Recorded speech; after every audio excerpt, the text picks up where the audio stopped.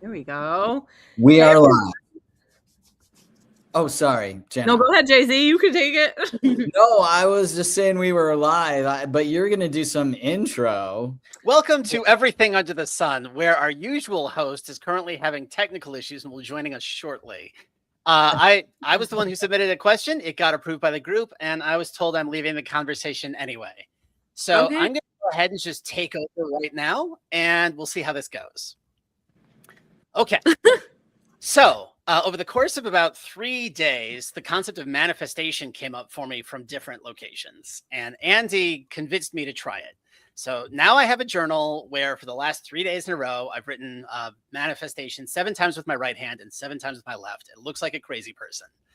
And also, sometimes I will take 3 tarot cards and kind of use them as a way to cast a wish for something I want. For example, yesterday, I took the Fool, which represents a guy with his little staff. I don't know if you can see my staff at the start of a journey on top of a cliff. And then I took the Death card, which represents change, and the 7 of Wands, which shows a king, or not a king. It shows a guy with a staff on top of a hill fighting off a bunch of other staffs that are coming for him, trying to maintain his spot. And I was basically asking the universe to help me be willing to fight the world until I win, and I have my position to just hold it, right? So reaching and asking the universe for what we want, that all makes sense. But how does that tie into the idea that who you are is written in the stars, and the idea that, you know, planets can come along and mess things up or change things for you? I don't know. I asked the group. I'm hoping someone can sort this out for me. So what is written? What's foreordained? What can be steered, changed? Matt, someone have an opinion. Well, I can go, but I want to back up a little bit and to the manifestation technique. Sure. So from what I've learned is manifestation works the best when you can feel the wish fulfilled. Like what in the techniques that I've learned you're trying to do is to embody in your body and mind the thing as though it's already happened, because your body can't tell the difference between signals that you get from your input sensors like your eyes, your nose, mouth, whatever, and then those signals coming to your brain and it interpreting them, or you imagining something and then the brain interpreting that. It's like it's all the same. So Okay. the key is to feel the, like as Neville Goddard said, to feel the feeling of the wish fulfilled. Jay-Z, that reminds me of how you're not supposed to say negative things too. Like, this is never going to happen, because like that, like your brain can't tell the difference between that being just a thought and like that's, yeah. Because your brain has to visualize that happening and then it not happening. Yeah. Okay, Exactly. so we are operating with AI prompt generation rules. Don't use any negatives because the AI will assume that you want the thing in there. Yeah. AI is just like humans. If you say, I want a picture I want a picture of an office with no elephants in it whatsoever, AI will inevitably give you a picture of an office that has at least one elephant. Yeah. And you're saying same rules. Okay. Yes, humans do that as well. Jay-Z, when you were explaining that resonates with me and what I've learned, and I had it told to me. It was named outcome-oriented thinking. It was explained to me by a flower remedy person, specialist, who said that, like, you don't say, like, I'm taking this remedy for grief. You say, I have released grief, or like, I am confident, I am this. Like, you say it as you take it, outcome-oriented. Going back, so like I would say, I don't think the planets come and mess everything up for us. I feel like what is preordained is, I mean, the teacher in me is like the curriculum I'm here to work through, and that this is very evolutionary astrology, but that the planets can help invite things. But I also like to think of it as a game a little bit, in the sense of, you know, sometimes it's messing it up because I'm ready for a more complicated challenge, or there's another angle. Like I think we all have harder curriculums. I'm not saying that all curriculums are the same level, because we're all at different levels soul wise. So and I think that sometimes when I've been manifesting things, it has worked out in my favor, but it was literally not what I was thinking was going to happen, and it turned into a bunch of loss at first, and it was awful. But it was like I was manifesting that I was going to have this thing, and this awful thing happened because the situation I was in was not actually connected to what I want. So like sometimes I think it's being open to the outcome and not the how, or the process to how you achieve that manifestation. Okay, so in both cases, we are looking kind of future. So I think what would help my understanding is if someone could give me the difference between, pick something that's happening. Like I'm coming at this fresh. At Andy's recommendation, I've ordered a book, on my first ever book on astrology from the library. It should come next week. So I have read nothing. So I don't know what planets are coming. Can someone tell me some kind of planetary effect that's happening in, say, the next 2 weeks, and then like what they expect that to bring into their life, and separate that from something they would manifest in their life? I want to hear the flavor difference between these two kinds of things. I can take this.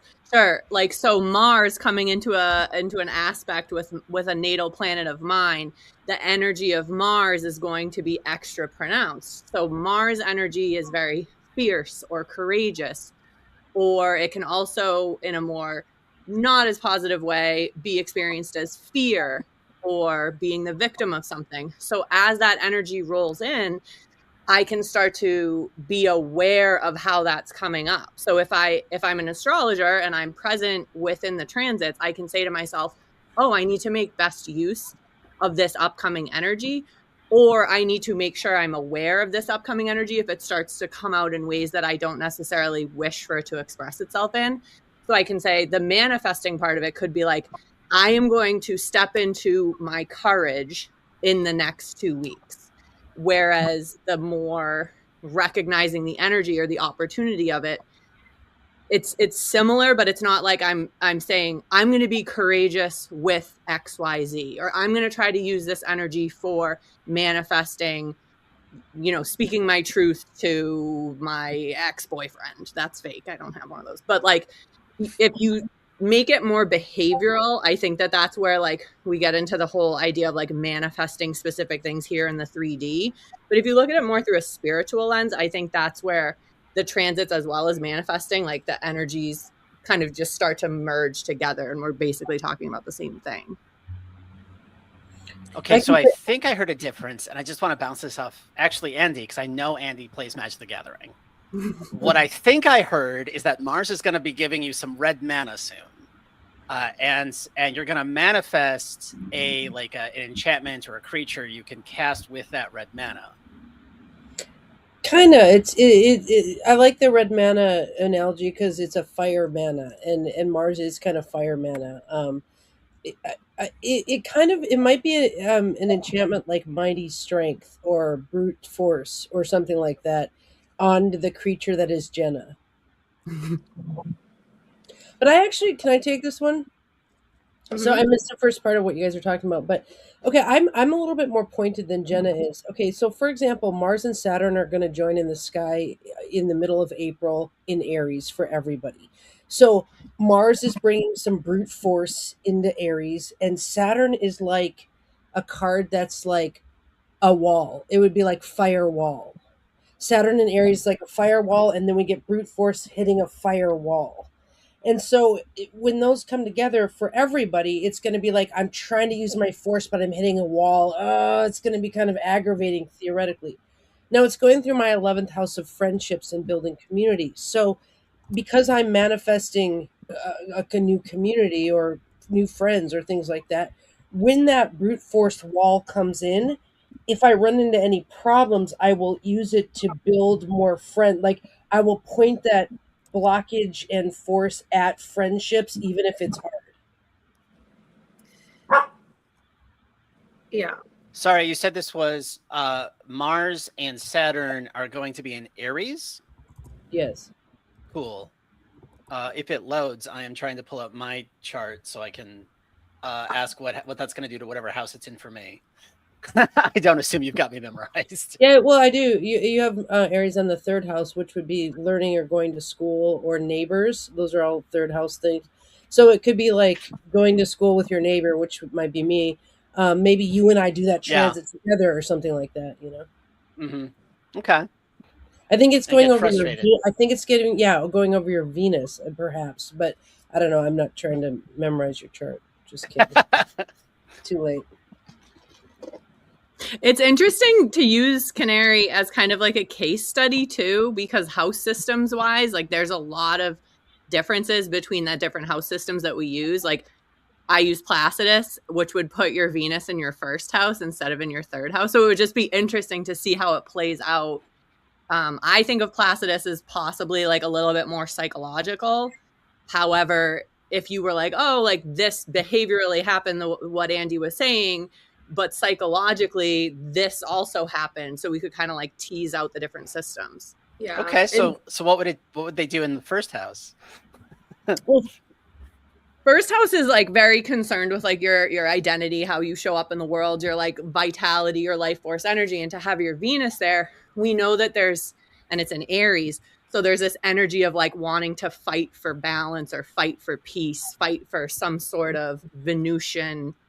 But it's in Aries though. It is. So then we have the fighting part of it. So like it gets a little bit tricky. So if you are in those situations and you're feeling potentially like if you do end up going to like a class with your neighbor and you're feeling like there's a big disconnect between the energy in the room, if you're really sensitive to the hierarchy of the room, that might not be something that everyone in the room is experiencing or even necessarily observing in you, but it might be something that you're noting that's going through your mind a little bit. And maybe you do take some courageous action within that first house realm. Like you step up in front of the class and you're like, everybody calm down. The teacher's trying to talk. Like you just do something like that. And people are like, oh, that was a little unexpected from you, but you had that burst of energy to fight for peace. And the stress relief too. Like what calms you down might like amp others up too. So like, especially with Mars and Saturn there, it's like you might want to like have some chaos or like something interesting, like there's movement of some sort, whether that's passion and positive movement or a more frictiony movement. Yeah, Mars. I feel like Aries starts shit. It starts fires. It's cardinal fire. It starts stuff. So like, what degree is Canary's Venus? Are you looking at 7? Okay, so it's right on his Venus. Okay, okay, so yeah, like it might be that. Yeah, I mean, who knows? I mean, it's hard to predict, but I mean, I guess the manifestation question here is how do you use a transit in mega manifestation, which would be that you're manifesting whatever's in that house that the transit's happening. And for you, Canary, let's say it's 3, you're manifesting trying to learn something. Like, so maybe it is your transits. You're trying to learn this, right? And so there might be a pinch point because those two energies come together. But if we were being mega manifestationists, we wouldn't stop because of that pinch point. We would keep that vision of the thing fulfilled. Like I will learn, I see myself learning, like I'm rocking my transits, but we go through the pinch point knowing that it's there. And that's why to know the clock is that you don't get stopped along your manifestation. It's a mid-boss is what I'm hearing. This and brings me, so I have a question, or not even a question, but this is something I want to say because I think a lot of times people are like, when am I going to find love? Or like they're trying to manifest love, or they think the Venus something's happening, so they're going to meet a person. And something I believe with manifestation, I believe you can manifest, but you can't be lazy. Like you need to be actively working towards the thing. And so it's like you might be manifesting a love partner or connection, but if you aren't like shifting, get out of my head, where you want, like how you want to grow, and then you're not you might attract a person, but it's like, is that going to be a person that you actually want to be with? Is that going to be a healthy relationship? Like, when people are like, oh, I want this to be true. Like, I don't know, I want to eat healthy and be healthier, but then they're not doing things to do that. And so I just feel like there's manifestation and also being aware of like what is what are your choices and habits? Because I feel like habits can start to like lean into, this is now going to be like the natal prediction that is the loudest, because you're leaning into this, and you can't just manifest. It can't be like cotton candy manifestation. Like, you know, actions speak louder than words. I think that's true in manifesting too. You're manifesting through your actions as well. If you're continuing to go to the same ice cream shop, but you're telling spirit, I want to be healthy, I want to get rid of my phlegm issues, but I keep eating ice cream every day. Like, actions speak louder than words. You're actually telling spirit you don't really want that. Yeah, I made a sticker about it. I use it primarily because as a way to notice who other people are. But yeah, I made a sticker about it. It says words speak, actions scream. Yeah, I think the words work better when the actions are aligned too. But yeah, I just feel like, so I've literally experienced this where people are like wanting to manifest the love relationship, but they haven't actually released the toxic relationship in the past. And like, so how can you really have room for something new to come in? And like, we're manifesting. It's almost like we're trying to hop without having to experience the feeling of not having it be true yet, because that feels uncomfortable. Okay, so now if this is a game, we're talking about deck thinning. Thank you. I don't know if anyone else is following this, but the idea of deck thinning in games where you have to build a deck is that sometimes you need to be able to get rid of cards that are no longer helpful. Well, it is true that manifestation is really about focus. If you want to be healthy, you must focus on healthy behaviors, places, people, and things. If you want to fall in love, you need to focus on love, people who you could love, blah, blah, blah, blah, blah. So yeah, you do thin, clutter out of the deck and then make a very focused deck on that topic. And that's kind of goes with what Jay-Z was saying at the beginning of, the way, like, you need to feel it, and the actions will also help you start to feel that this thing is already true. Yeah, and you got to make it like the most likely thing that's going to happen is the thing that you want to happen. And that's what you're doing, like with your actions, like is making that the most likely thing that happens. Like if you have like one super awesome card and your deck has 100 other things in it, it's not the most likely thing that you're going to get that one. Right? That's why you thin your deck. Right? And it's the same thing. It's like if you want to, like, I don't know, like be a locally known like musician, like it's not likely gonna happen unless you like play some songs and get some shows and like write some songs and practice your instrument. You can't just be like, oh, I'm a rock star. Mm-hmm. Okay. Hey, can I say something? Yeah. Hey, anyway, y'all were talking about Mars, and I try to listen and everything. But what I discovered, and I verified it, but Uranus in Gemini was passing through my 6th house. And the 6th house deals with sickness. And it also, so in my 6th house, I also got Mars and part of fortune. I'm trying to blend those things. I went and I got my astral remediation book. I've been looking to do that. Andy, is that your book? Yes, God willing, that helps you. Oh yeah. I'm curious what the book is that you're getting, Canary. You want to give him the title? I don't. Planets in Transit. Oh, there it is. Good. That's a great one. Nice. Andy's suggestion. And I went and I was like, is this at the library? It's like, yes, but you got to order it. So they'll let me know when it's available and I can go on a walk. Nice. One thing I really like to do that this is like low-key manifesting, but it really frames it well as far as making the shift. Like it's almost like training wheels. I had a friend who told me about go outside every morning, look at the sun, say everything you're grateful for, start of your day, and end it once you've run out of things to say. You just say, and today a miracle will happen. And then you just put your mind, you're manifesting it by believing it, by being like, where's the miracle? Like you're constantly looking for it. And the trick is miracles happen every day. So yeah, you're going to notice it now. And I swear I fell out of this practice. I need to get back into it because I need some miracles.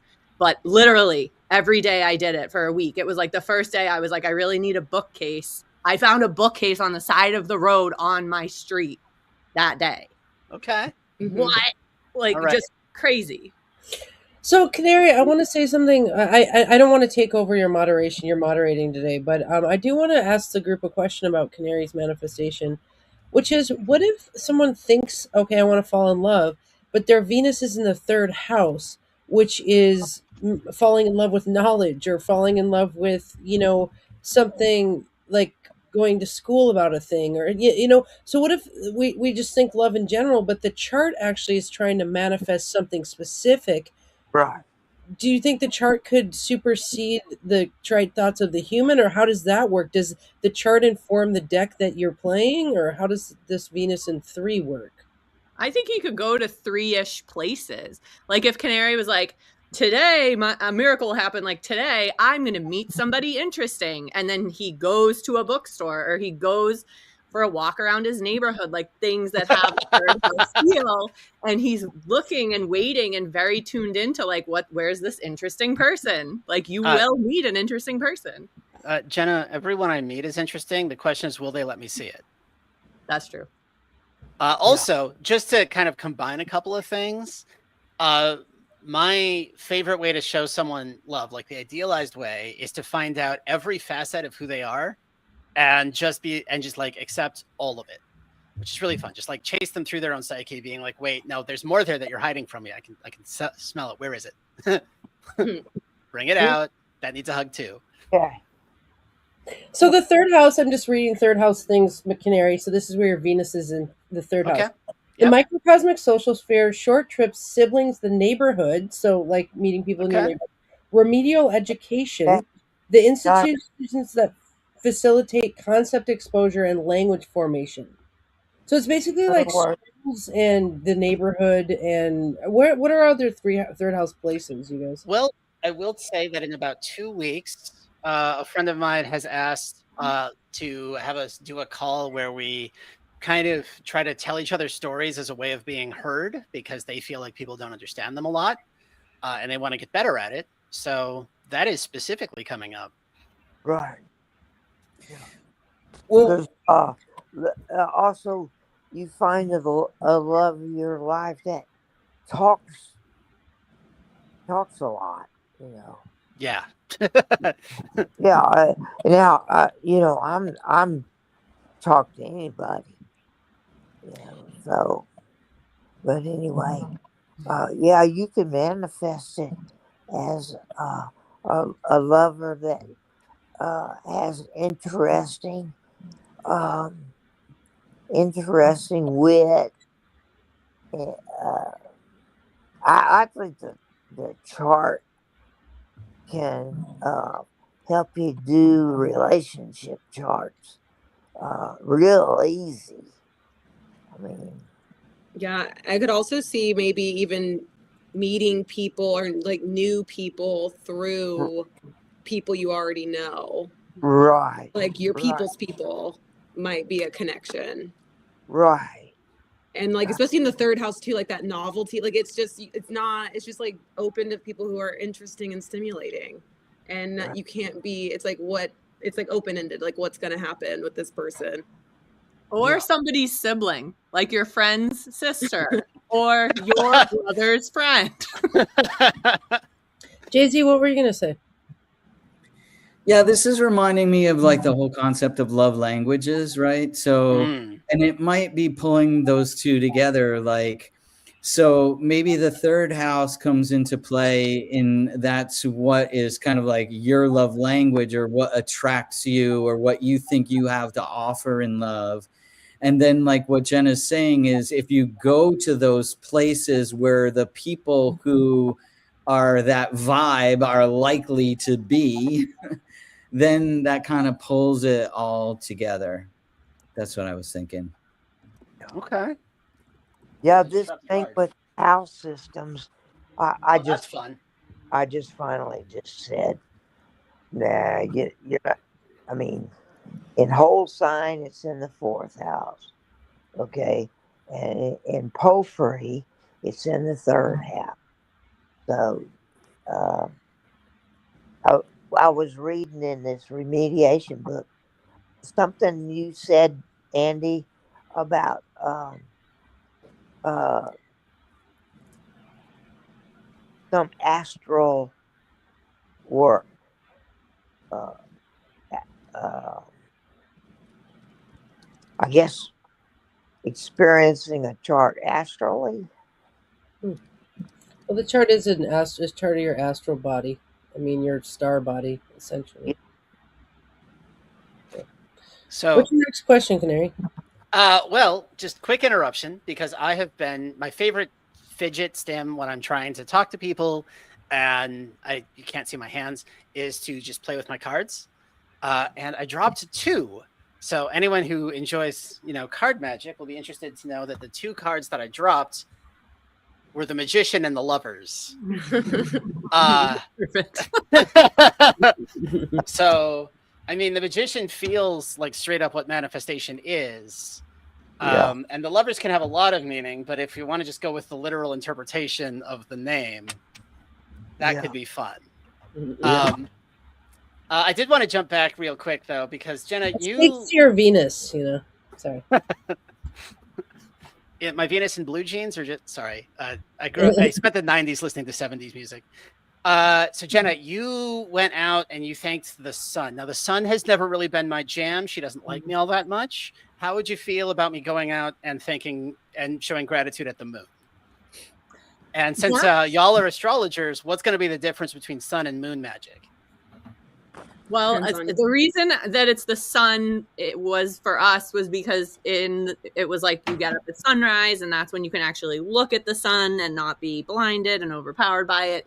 And it was the start of the day. I got up at noon today. Oh, well, maybe that won't work for you. But all right, go with her. But the sun tends to be more like it's the key to your sanity. It's more like a grounded representation. It has more of a outward affect to it, whereas the moon is more intuitive. It's more whimsical. So using moon magic can be really beneficial, but you need to look at it as more mystical. Like if I said a miracle is going to happen, I don't think I would have found a bookcase. Maybe I would have found a new thing I was interested in reading about, like something that's more whimsical, less literal. Right. What about the moon in the void? Void of course. Void of course. That's what it is. What if the chart?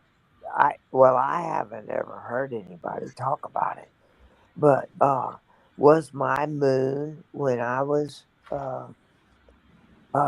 born? Was it something to do with? Was it void of course? Because then the moon's in a weak spot. True. Well, speaking to kind of what Kim's bringing up as the void of course, we could also say in general that the moon is a fluctuating light.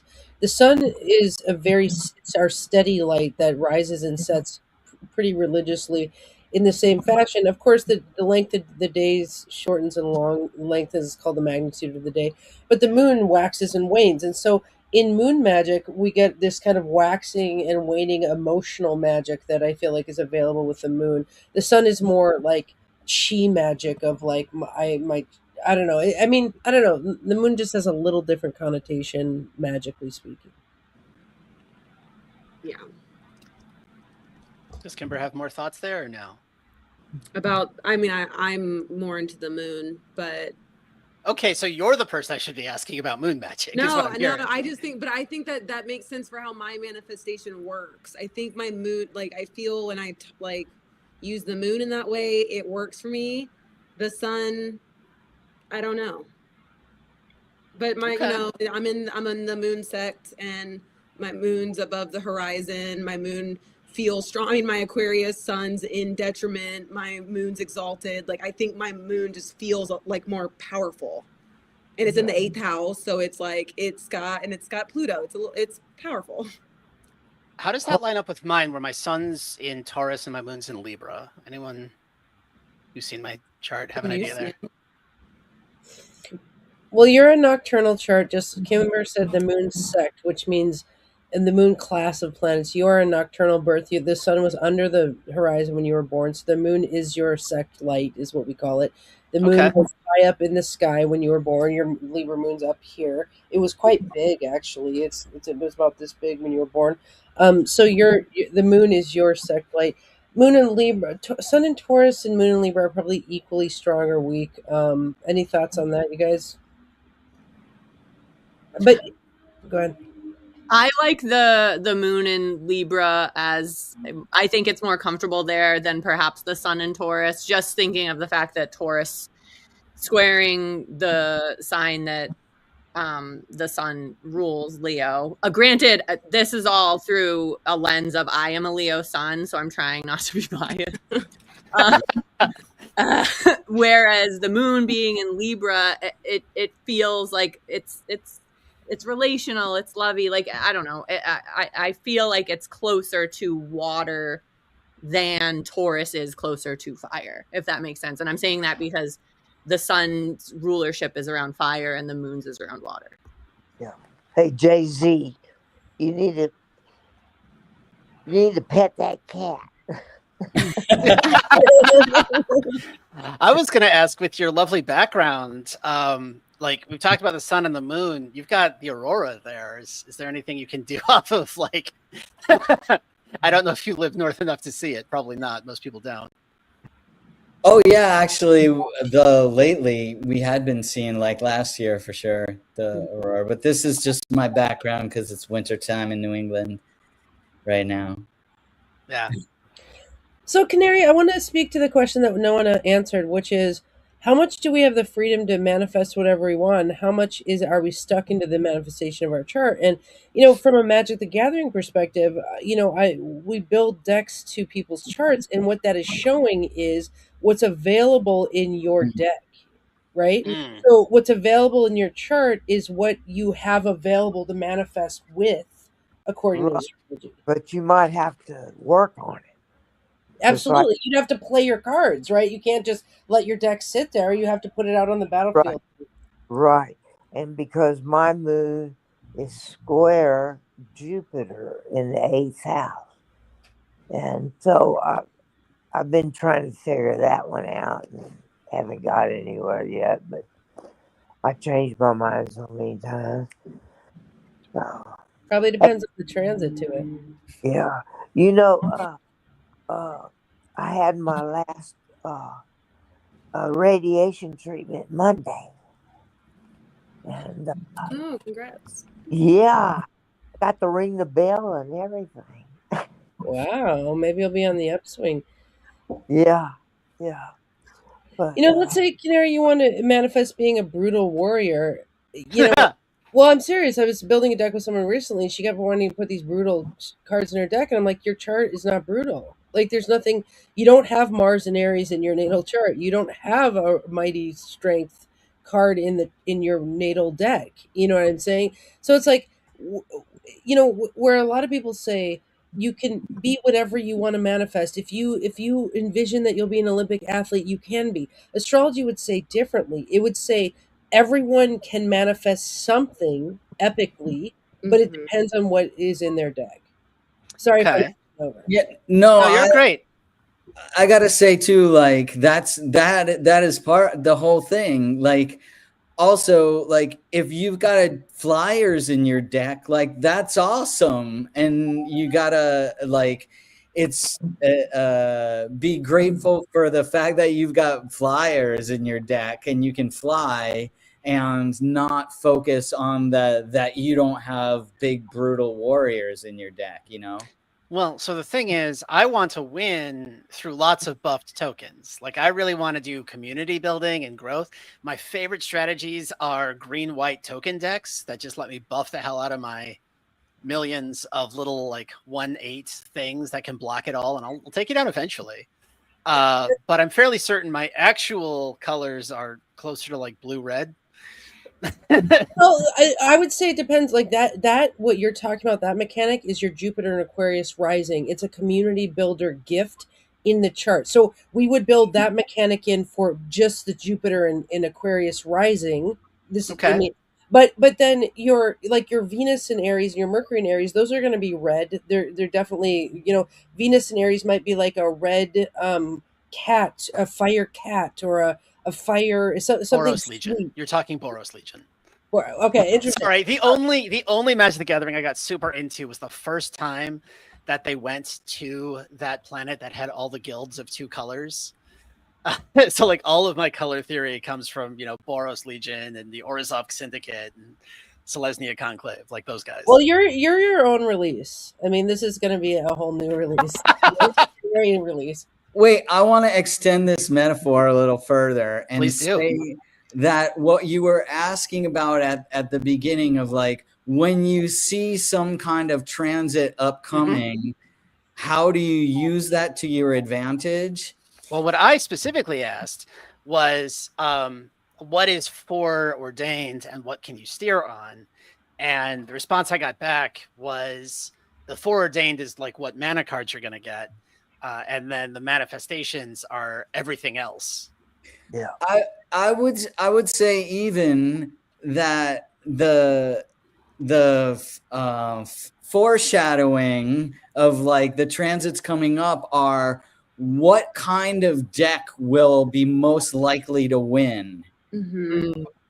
And So then there's times where I shouldn't play. So there are times you should pick what deck you're going to play based on knowing what transits are coming up, because you'll have the most likely success with that deck on that day. Like if the Jupiter's activated. It's the side, I don't remember what the term is, but where you've got your main deck of 60 cards and you've got like 10 extra cards you can cycle in a route. Right? Yeah, you don't have to use your best cards if it's like an easy transit, like, save your energy. Oh, interesting. The idea of the cards representing your chart, the only card that I care about being in my deck whenever we play is the card Crypt Rats, because I think it's hilarious. Okay. And that's your Pluto and Scorpio. I literally was just going to say that. My Pluto and Scorpio, and in Placidus, it's in the 7th house, which is like relationships. So like, you want to eat the person with your Crypt Rats. That's so, yeah. Okay, now you got to tell me about Crypt Rats. What's its colors? What's its cost? What's its toughness? It's black mana. Or Yeah, you guys is it say like- mana? Is it like 2 cast, 1 set, 1-2? Like what? It's 2 and then a skull, so it needs 2 plus a. Okay, so it's a black 3-cost mana. card. Gotcha. And what happens when you play it? It is a creature, but like you play it, and then like you put as many X's. The rats deal X damage to each creature and each player based on how much black mana you have. Nice. So like if you're gonna lose. And like you have 10 mana, you can just blow up the deck, or the whole game, and be like, everybody loses now. Got it. So if Jenna starts losing in a relationship, expect a board wipe, is what I'm hearing. Expect everything to explode. She's gonna hurt herself. She's gonna hurt me. So, can I build on this analogy about what a transit is in a game of Magic the Gathering? Let's say you and someone else are playing your natal decks against each other. Like you guys are playing with each other, right? Sure. And then a transit comes in. That would be like a ubiquitous enchantment that goes upon the battlefield. So let's say it was like a Mars and Aries transit. We would have a fireball enchantment on the battlefield for everybody. Everyone would have Mars and Aries by transit. And then Saturn in Aries would be like a firewall on the battlefield that everyone's hitting, or that's influencing everyone's game at the same time. And then it affects how you play your natal deck. Where would a composite chart show up in this? I don't think you composite on the battlefield. I think you play again. What do you think, Jay-Z? Yeah. That would be shuffling your charts together, maybe. Oh, like community. Or no, you make a deck of the composite. Like the composite's its own charts, getting its own deck. Like so, if you magically melded the two decks, what deck emerges? But if the synastry might be shuffling the decks together. Sorry, I thought the synastry might be the battlefield. Yes. Synastry. The Synastry is like synastry. charts on top of each other, like your chart around mine to see how we interact.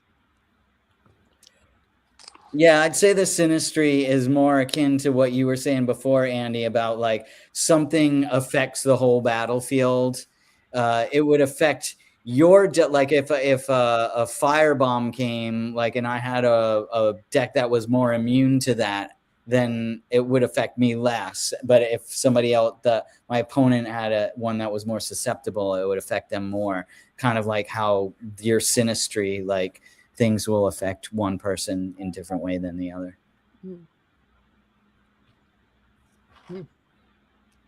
Okay. This is a rich metaphor. Yeah, it is. It's a good one.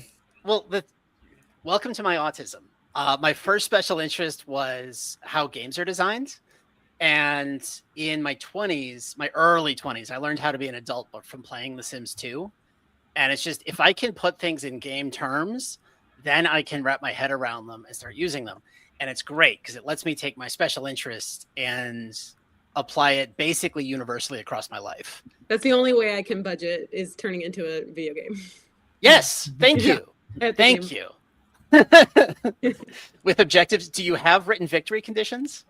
I have this, I name all my things fun things. So I have like a Kimber's happiness stuff, and like just little side quests of life are what I'm saving for. It makes me feel good. Nice.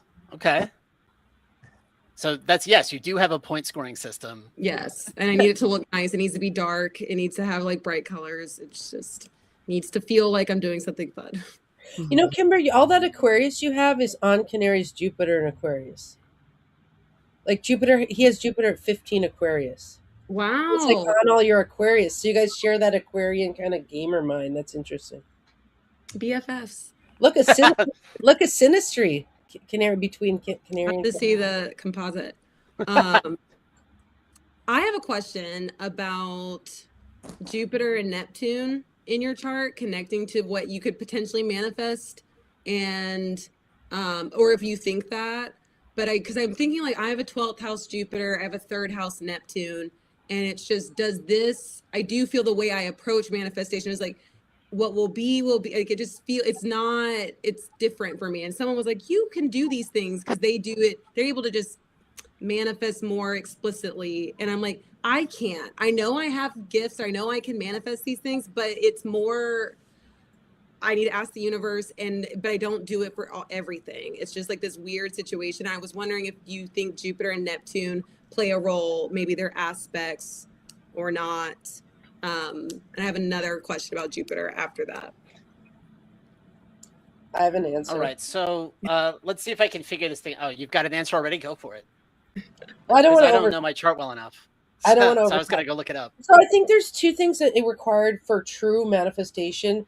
One is visioning what you want, and that's the Neptune equation. So people who have really strong Neptunes have extremely strong visions. Like you could say their pineal gland rings, and what we see when transits happen to Neptune, people vision during those moments. So there's actually, we get glimpses into those visions on transits to Neptune. And then optimism is the Jupiter part of the equation. In fact, some of the most hardcore manifestor people are Jupiter-Pluto people because they have extreme optimism. Because you got to keep those chakras spinning during the twists and turns and things like that. So that would be my answer to what does Neptune play and what does Jupiter play. That's because my Jupiter trines my sun, so I can see why I'm just like, it's gonna work out. I don't know how, but it's gonna work out. And I do think, transiting Neptune was on my Venus during that time. I did feel like I could manifest more with Venus related matters, but I always felt like it was going to pass. Like that was not something I felt like I could always do. I felt like that. I wonder if Neptune hitting places in your chart gives you like special boost. So will this thing let me share an image? Yeah, I think so. Jay-Z, how does he do that? I found share image. I just want to make sure I've got like permissions from the admin. Try it and see. Because I'm just going to throw my natal chart here. So here's the thing. I do know that this natal chart is... Did it show up for anyone? Can anyone see this? Oh, wait, here we go. Okay. So Andy, first off, convinced me that we have to rotate this a little bit because I'm an Aquarius rising, not a... I don't remember what that is. But I couldn't find my Neptune on this thing. I found Jupiter in my 12th house in Aquarius, but I didn't see my Neptune. And so I was like, I wanted to... It's in your 11th. Is it? Yeah, it's That's Capricorn. Okay, cool. Why is your rising wrong? Well, Yes. so here's the thing. The time I was born was written down as 3:02 a.m. And the second person who ever looked at my chart told me this chart doesn't want to be read by me. And a big part of that was that they couldn't tell if my rising was correct because it's so close to the line that it could be a case where like the doctors wrote down the time it was when they wrote it down, not the time when I was actually born. And so that means this chart is wrong, and I'm not sure what I'd have to do to fix it. You need to get it rectified. Debbie D knows how to do that. Oh, that'll be fun. Wish she was here. Yeah, but why would they write 302 down if they meant later? Well, no, I think they meant, wouldn't it have had to be earlier? If it was earlier, it'd twist backwards deeper into Aquarius. Right, that's what we're saying. Like on this chart, my rising's not Aquarius. My rising's Right, Pisces. and at Yeah, 302, it's it was Aquarius. And Oh. before 302, it would have been Aquarius. Huh. Okay. Yeah. You are, to me, a 29-degree Aquarius rising. You are an Aquarius. You are absolutely an Aquarius rising. I'm an Aquarius sun, so I love that. He's a 29-45 Aquarius rising. That's pretty darn close. If he was born I would 1 also- minute later, he would have been a Pisces rising. Okay, that's what I Thank thought it was. I God thought it was you had Pisces. all that oomph in you to come Yeah. out fast because you're like the Pisces risings. I know, like you are not that. That's what Andy said. And I was like, okay, well. All right, I'm high-fiving Andy.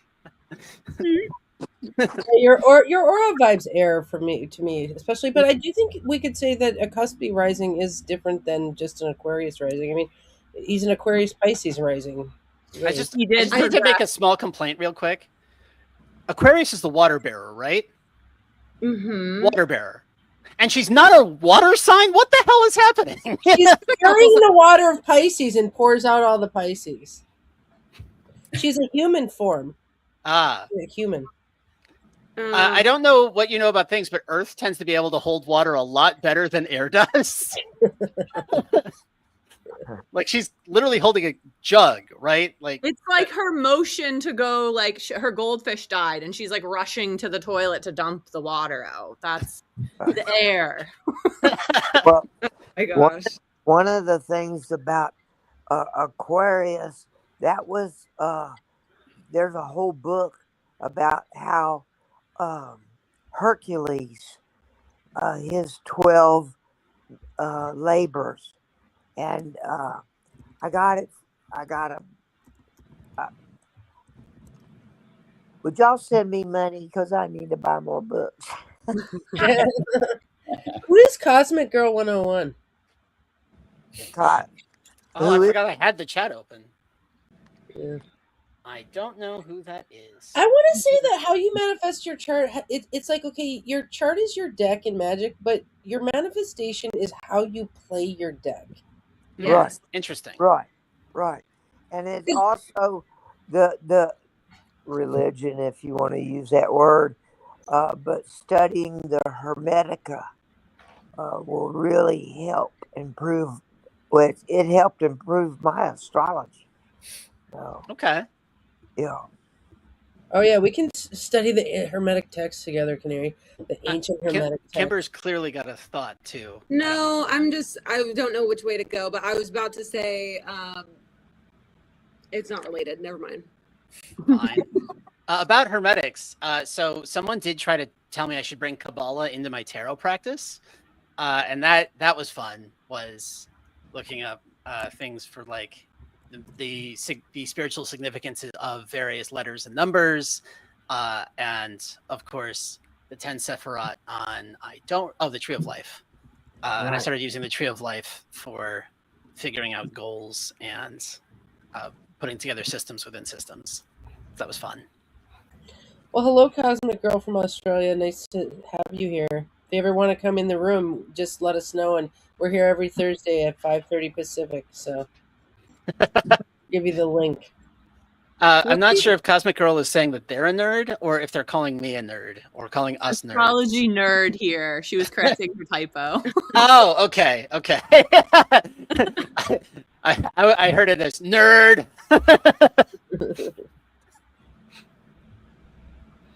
So, sorry. Go. I'm so controlling. As far as I wanted to ask about the second part of your equation, because we kind of have talked a lot about how much is fated in the chart, but then there's the second part of your equation, which was about basically pulling. It was like what was the second? Oh, spellcasting. What's up with spellcasting? What is it? What do we need to know about spell? Well, Timber. I would. Well, no, I would. want to hear from Canary, but I was just, this kind of connects to what I was thinking, was that my mom was not pleased a few years ago when I was like, I feel like praying is a spell. And she was very upset with me, but I was like, what about people who are doing manifestation things that think manifestation is bad or evil, so they don't actually acknowledge that is a prayer is a spell or a chant is, yeah. Well, there's also the elements, and you get really, really in tune with the elements.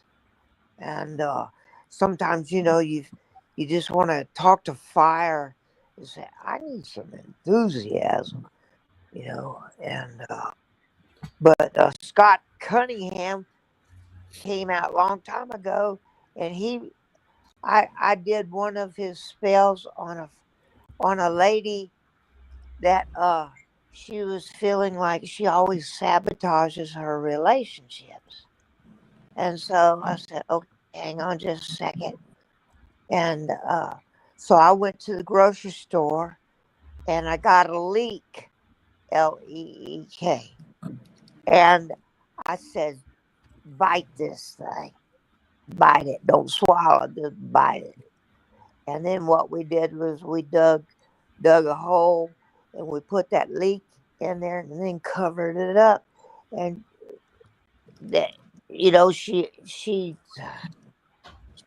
she's one of my better friends.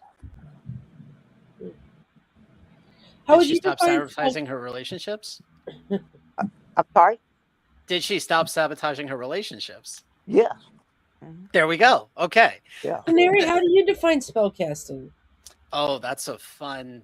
I mean, we only got 5 minutes. But let's start here. So, atheist for 20 years, got into tarot because I'm a rationalist and it wasn't supposed to work, but it worked. And I was like, well, that means I have to check it out more. So there's that. And then I just kind of was like, I can start thinking of things in my life as spells. And just because they have the effects I want and I know how they work doesn't mean they're not spells. Just like if I lived in Harry Potter world and I went to a class on magical theory, I might know how a spell works. That doesn't make it not a spell. So for me, a spell is something along the lines of, here is a thing that I want to happen. Here are the techniques and skills that I have learned to make them happen, and I'm applying them until it happens. And that makes spells boring in the sense that they're like push-ups, but it also makes push-ups magical. And that's the side of the description that I like to lean on. But also I accidentally discovered God, and he and I have a bet going, but I'm losing hard, which is exactly what's supposed to happen if you make a bet with a real God. Mm-hmm. So be careful. They push you down staircases. That happened to me last year. Madam, getting pushed down a staircase is exactly what I want to happen because he loves me. And so, well, you got to talk to Poseidon. He's the one that. I'm not really clear what a spell is. Is it like setting an intention? Is it just saying? Yes. Like, that's I'm going to do a thing to get a result. So the spell is I'm going to do a thing to get a result. Yes. Yeah, but can you do that for things that are kind of out of your control, or that would you know what I mean? Yeah, but now Question. poetry is used in spell work. Okay, So, hold on. That is an entire another podcast agree with conversation. But I would love to talk about poetry sometime. is going to the gym because you want big muscles a spell? Yes. It's the ritual of going to the gym. Absolutely. That's a ritual. That's not a spell. Rituals are spells? What are you talking about? Rituals are spells. Thank you. I guess I don't. For me, a spell would be setting out a vision. I mean, I don't really do spell casting, so I don't really know. But it's like, can we get an example of a spell? I don't. It's not that clear. You do spell casting all the time. What are you? Well, you just don't call it that. Not intentionally. So what is this? Give us an example of casting a spell. Well, let's say, for example, that you want to write a book or get a book sold. So you write the book and then you tell people about the book. And then you also visualize the book being sold. That is like multiple spells cast toward you selling a book, which I know you have because Kim's got a copy. Yeah, but I don't see that as casting a spell. I see that as writing a book, making it available, and everything for me is a frame through which you can see the world. You can put them on and take them off at will. Just put on this is a spell frame and it'll be a spell. It's real fun. Is making soup a spell? Spells? Sorry. Is making soup a spell? Yes, absolutely. What was I Kim's agree, question? because you put stuff in to make yourself feel a certain way. I mean, I was just wondering, like, do we see spells and manifestation as separate? No. Well, spells would happen on the path of manifesting. Right. That's what I was asking. And Debbie D is here, and this is reminding me of the conversation that we all had earlier of, is something a routine or is it a ritual? A ritual, yeah. Right? So are spells like acute and manifesting is chronic? Ooh, interesting. I would have actually gone the other way. That's So gotta be a question for another time, I think.